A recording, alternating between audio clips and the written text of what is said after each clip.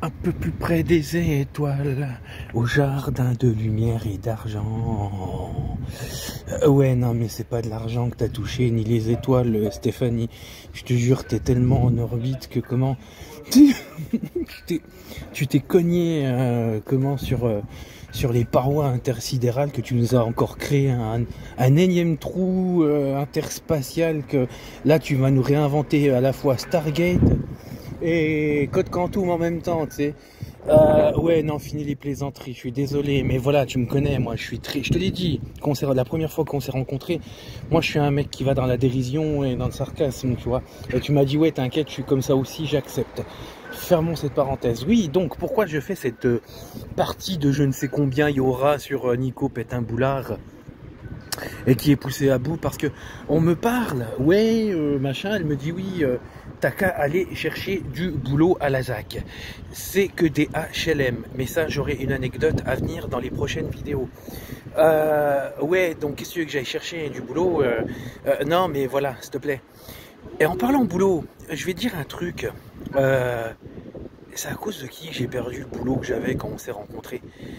C'est bien toi qui es allé voir mes collègues du lycée Henri Poincaré, qui se trouve au centre-ville de Nancy, et qui, en plus d'avoir des énergumènes qui me harcelaient au boulot, et puis aussi quand 50% de la hiérarchie avait vu que j'étais en dépression à cause de toi et la police d'Acondange, qui leur claque dans les doigts comment on appelle ça, au lycée Henri Poincaré avec le Grand Est, la région du Grand Est, ils m'ont viré.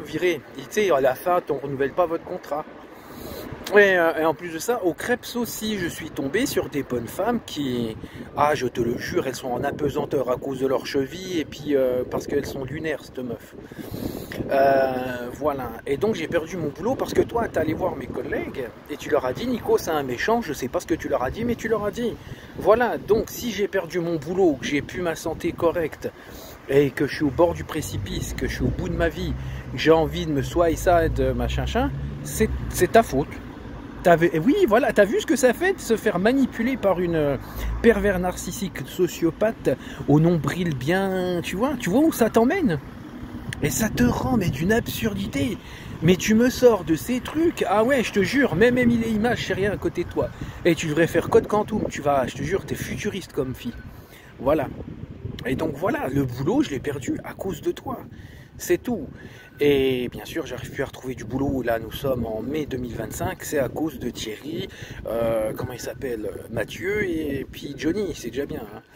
Voilà. Mais ça, on en reviendra dans une autre vidéo. Mais déjà, j'ai perdu mon boulot à cause de toi. Il suffit d'aller relire le début de cette vidéo.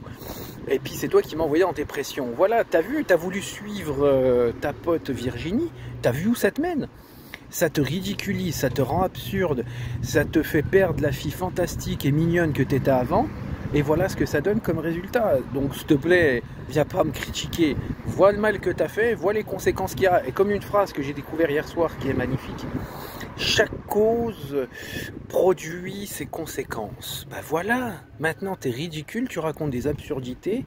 T'es plus cette fille magnifique que t'étais, toute mignonne quand tu racontais tes petites bêtises à l'époque. Et t'es devenu ridiculement ignoble et bêtement ignoble. Je coupe la vidéo, salut. 3,56. On va aller à 4, 9.